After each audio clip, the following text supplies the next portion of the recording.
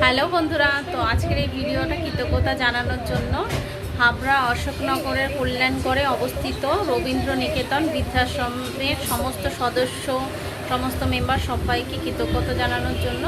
কারণ আগের বছর 2024-এর 27 তারিখে আমাদের পিসিমণি চিড়িয়াখানা থেকে হারিয়ে গেছিলো।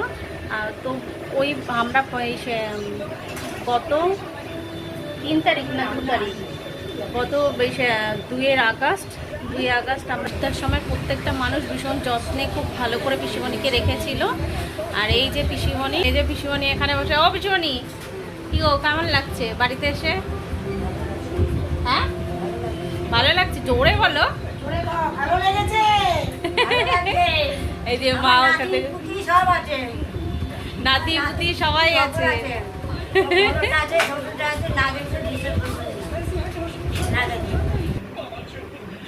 নাতিটা খুব ভালো। আপনার কাছে গল্প করতাম না, আমার নাতিটা খুব ভালো।